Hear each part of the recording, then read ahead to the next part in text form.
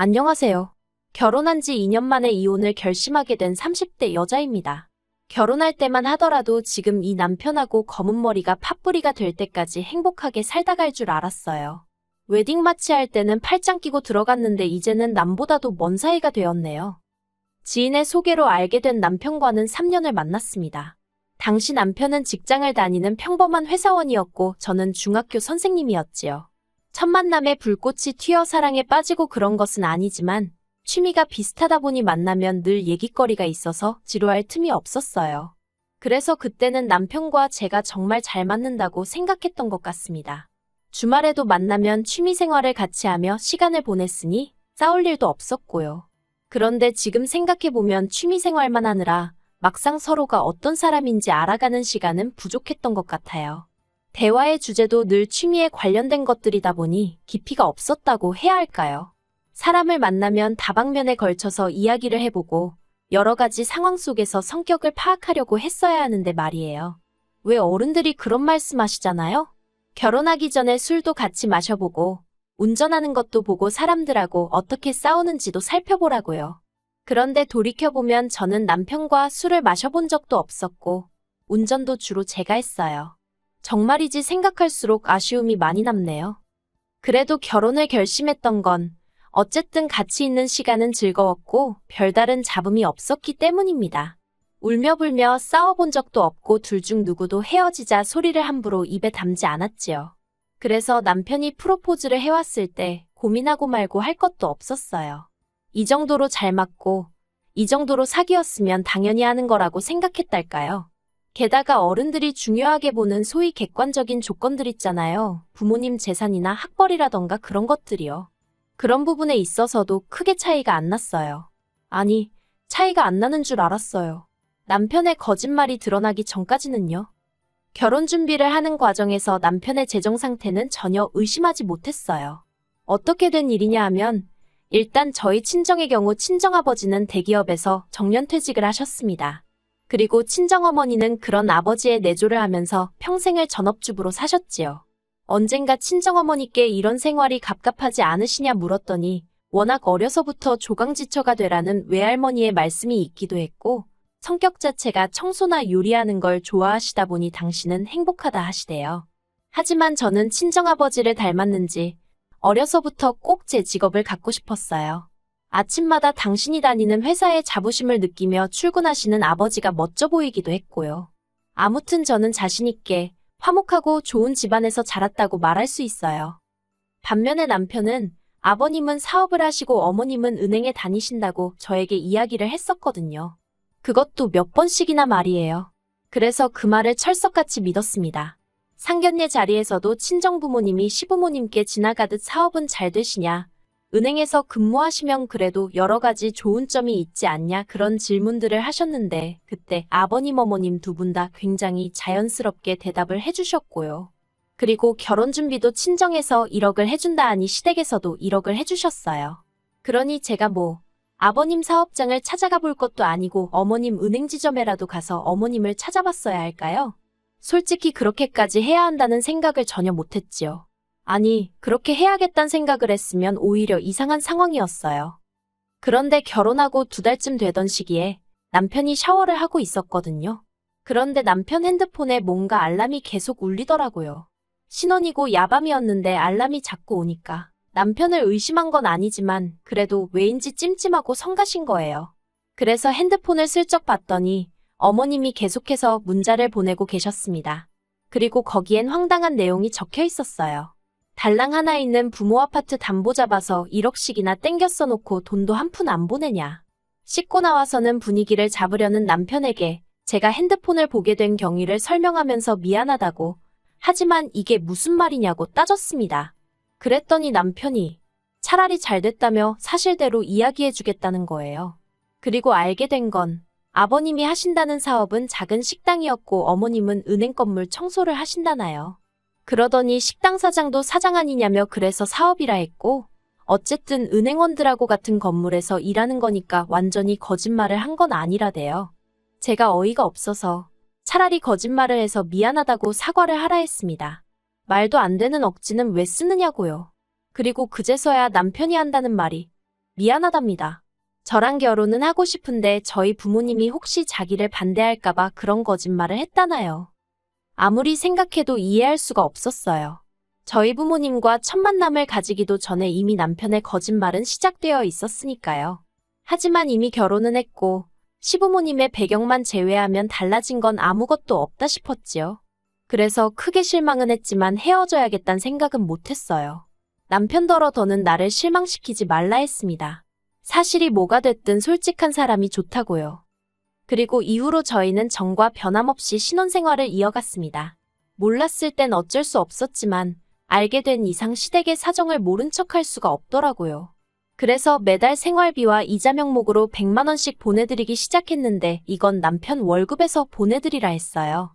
솔직히 친정부모님한테 1억이나 받고 시집왔는데 친정부모님은 일단 저희 부부더러 자리부터 잡으라며 한 달에 10만 원도 안 받으려 하셨거든요. 그런데 이유가 어찌됐건 시댁에 100만 원씩 드린다는 게 저도 사람이니 기분이 좋을 리 없었지요. 친정부모님은 아무것도 모르시는 상황이었지만 그래도 뒤에서 제가 죄 짓는 것 같은 기분도 들었고요. 그래서 남편에게 당분간은 월급 관리도 따로 하고 대신 어머님 아버님께 드리는 것도 당신이 따로 드리라 했습니다. 남편은 부부 사이에 어떻게 그렇게 딱 선을 긋냐며 서운하다 했지만 저는 남편에게 당신이 한 거짓말에 대한 일종의 죗값이라고 생각하라 했어요. 그러니 남편도 더는 이러쿵저러쿵 말을 못하대요. 그리고 저는 남편에게 말은 안 했지만 그래도 사람이니 한 번쯤 실수는 할 수 있는 법이지 싶어서 다시는 이 일을 입에 담지 않겠다고 다짐했어요. 그런데 얼마 전 남편의 본성을 알아차리고 말았습니다. 거짓말을 했던 것도 실수가 아니었고 남편은 원래 그 모양 그 꼴인 사람이었더라고요. 다만 제가 그걸 알아챌 기회가 없었을 뿐. 친정아버지는 은퇴 후 친정어머니와 함께 고향에 내려가 블루베리 농사를 짓기 시작하셨어요. 워낙에 귀농이 꿈이기도 하셨고 아버지 표현을 빌자면 농사짓다 망해도 그 돈 없어도 안 죽는다 싶어서 시작하셨다대요.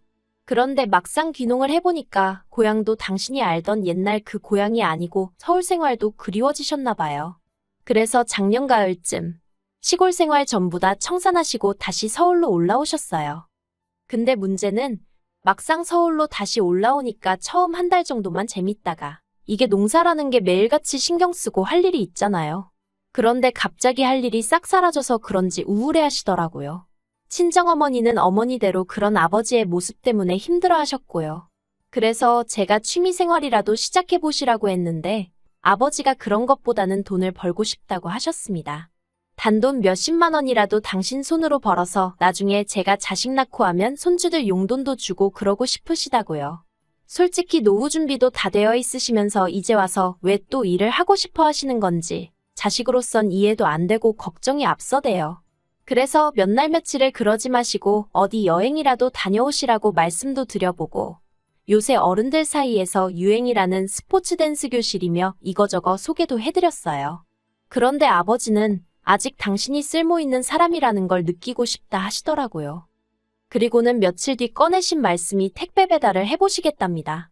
친정어머니랑 같이 다니면서 하면 드라이브도 될 것 같고 움직여야 하니까 운동도 되지 않겠냐면서요. 제가 젊은 사람들도 힘들어서 얼마 못하고 나가 떨어진다더라고 하지 마시라고 말렸어요. 그러다 허리라도 다치시면 늙음하게 생고생하신다고 화도 냈지요. 하지만 친정아버지의 고집은 황소고집이었고 그나마 다행히 아는 분의 연줄로 배달 건수를 조절할 수 있다고 하시대요. 그래서 하루에 한 50건 정도만 배달하면 된다고요. 그래서 결국 한번 해보시라 했습니다. 대신 조금이라도 무리가 된다 싶으면 바로 그만두시는 거라고 몇 번이고 다짐을 받았네요. 그렇게 택배 일을 시작하신 아버지는 우울해하시던 얼마 전과는 완전히 다른 사람이 되어가셨어요. 전에는 시원한 사무실에서 일을 하는 게 제일이다 생각했는데 이렇게 땀 흘리며 다녀보니 다시 젊어지는 것도 같고 기분이 끝내준다 하시대요. 그리고 친정아버지의 상태가 좋아지니 친정어머니도 걱정거리가 줄었다며 얼굴에 미소가 떠나질 않았지요. 제 우려와는 달리 너무나 즐거워하시는 두 분을 보고 있으니 나이만 생각해서 제가 너무 저희 친정부모님을 과소평가한 건 아닌가 싶대요. 그런데 어느 날 퇴근하고 집에 돌아왔는데 남편이 씩씩거리고 있더라고요. 제가 무슨 일이라도 있었냐고 물으니까 오늘 회사에서 쪽팔려 죽는 줄 알았다는 겁니다. 그래서 그게 무슨 소리냐니까 친정아버지께서 자기 사무실이 있는 건물에 택배 배달을 오셨다는 거예요. 그게 뭐 어때서 하니까 배달이나 하러 오셨으면 배달이나 하고 가면 되지 왜 자기를 아는 척을 하냐며 짜증을 내대요. 그때부터 저도 전후 사정은 잘 몰랐지만 기분이 나빴어요. 하지만 꾹꾹 눌러 참으며 남편더러 화만 내지 말고 자세히 말을 해보라 했습니다. 그랬더니 남편이 한다는 말이 점심 먹고 동료들하고 들어오는데 택배 조끼를 입은 노인네가 두리번거리더랍니다. 그러니까 남편 옆에 있던 동료 중 한 명이 어르신 어디 찾으시냐고 물었나 봐요. 친정아버지가 택배를 보여주면서 여기다 배달을 해야 되는데 사무실이 다 비슷하게 생겨서 찾기가 어렵다며 웃으셨고 그러다가 이제 저희 남편을 발견하시곤 어이구 사위? 여기서 일하는가 하셨답니다. 아니 장인이 사위를 봤는데 그러면 모른 척 하나요? 제가 남편더러 당신 동료가 아버지 도와드리는 동안 당신은 우리 아버진지 못 알아봤냐고 물었어요. 그랬더니 알아봤지만 거기서 쪽팔리게 아는 척을 어떻게 하냐고 오히려 화를 내대요. 그래서 자기가 고개까지 돌리고 있었는데 저희 아버지가 기어이 아는 척을 했다면서 너무 짜증이 난대요.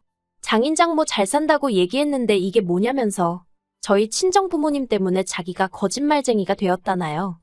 듣고 있는데 어찌나 황당하던지 그리고 동시에 친정아버지가 받으셨을 마음의 상처가 걱정이 되었어요. 하지만 이를 크게 만들고 싶지 않아서 남편에게 기분 나쁜 티를 내는 대신 친정아버지가 얼마나 당신이 반가웠으면 그러셨겠냐고 그냥 적당히 넘어가라고 했습니다.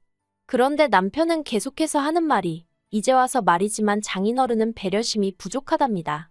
상견례 때도 그렇고 이번에도 그렇고 왜 번번이 상대가 불편해할지도 모른다는 생각은 못하고 질문도 너무 많고 어떻게 직장에서 안 잘리고 그렇게 오래 버티셨는지 모르겠다나요.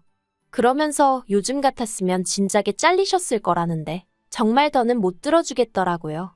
그래서 제가 남편더러 적당히 좀 하라고 화를 냈습니다. 우리 아버지가 일부러 당신 망신 주려고 그 건물에 배달을 갔냐? 그리고 우리 아버지가 배달이라는데 당신이 뭐 보태준 거 있냐? 사위씩이나 돼서 우리 아버지한테 용돈 10만 원이라도 드려봤냐? 그러면서도 우리 아버지가 나 타라고 준 차는 네가 맨날 끌고 다니지 않냐? 너는 네 회사 동료들이 네 장인보다 중요하냐? 정말 남편한테 그렇게 큰 소리로 화를 내본 건 처음이었네요. 그리고 그제서야 남편도 아차 싶었는지 눈을 땡그랗게 뜨고는 저를 보더니 기껏 한다는 말이 팔은 안으로 굽는다더니 맞네. 그러고는 방으로 쏙 들어가 버리는 거예요. 어이가 없어서 그럼 팔이 안으로 굽지 밖으로 꺾일 줄 알았냐 하고는 방문에다 악을 썼어요. 그런데도 도무지 화가 풀리지가 않대요. 그리고 이튿날 아침 남편이 방에서 기어 나오더니 저를 본체만체 하더군요. 그래서 제가 할 말 없냐니까 자기가 무슨 말을 하냐입니다. 자긴 틀린 말한 거 하나도 없다고요. 그러면서 자기한테 혹시 사과 같은 거 기대하냐면서 꿈깨랍니다. 사과는 오히려 자기가 장인어른한테 받아야 할 판이라며? 말 같지도 않은 소리 듣고 있는데 지긋지긋하더라고요. 그래서 그냥 너 같은 인간한테 내가 뭘 기대하겠냐면서 별 볼 것도 없는 거 그나마 함께한 세월 때문에 어떻게든 풀고 살아보려고 했는데 넌 답이 없다고 그냥 이혼하자 했습니다. 너 같은 것도 사람이라고 한 집에서 이불 덮고 어떻게 살겠냐고요. 솔직히 저희 남편이 어디 가면 장인장모 돈 많다, 우리 와이프는 교사다, 그걸 무슨 자랑마냥 떠들어대는 사람이에요. 그러면서 곧 죽어도 자기 부모 얘기는 안 하거든요. 그럴 때면 저는 그냥 얼마나 스스로 내세울 게 없으면 처가랑 와이프 얘기만 저렇게 할까 싶어서 안쓰럽고 그랬는데 더는 꼴 같지 않은 남편한테 그런 배경도 돼주기 싫대요. 솔직히 저는 친정아버지가 정말 대단하다고 생각해요. 그 연세에도 늦었다 지레 겁먹고 포기하는 법이 없으시고 무엇이든 최선을 다하시는 태도가요. 요새 젊은 사람들이 끈기도 없고 열정도 없어서 툭하면 포기하는 일이 많은데 저희 친정아버지는 그런 면에서는 누구에게나 롤모델이 될 법한 분이세요. 그리고 친정어머니도 그런 아버지를 항상 믿고 지지해 주시니 자식 입장에선 정말 두 분께 감사할 뿐입니다. 남편 때문에 졸지에 이혼녀 딱지를 달게 되었지만 저는 괜찮아요. 친정아버지께는 솔직하게 말씀드리면 당신 때문에 이혼한다 생각하실까봐 이것저것 서로 안 맞는 부분이 많아서 더는 못 살게 되었다고만 말씀드렸어요. 저에게 다음 결혼 생활이란 게 또 있을지 모르겠지만 그때는 정말 인간됨됨이부터 확인할 생각입니다. 남편하고 살던 집은 어차피 전세였던 데다가 계약 기간도 끝나가는 중이었기에 보증금 돌려받으면 계산할 거 계산해서 깔끔하게 정리할 수 있을 것 같아요. 그리고 저희 이혼 소식을 들은 시부모님께서 남편더러 미친 엑스냐고 네 주제에 어디 가서 저런 여자를 만난다고 욕을 하셨던 모양이에요. 저한테도 어머님이 연락해 오셔서는 아들 교육 잘못시킨 당신 죄라며 한 번만 참고 넘어가라는데 죄송하지만 그렇게는 못한다 했어요.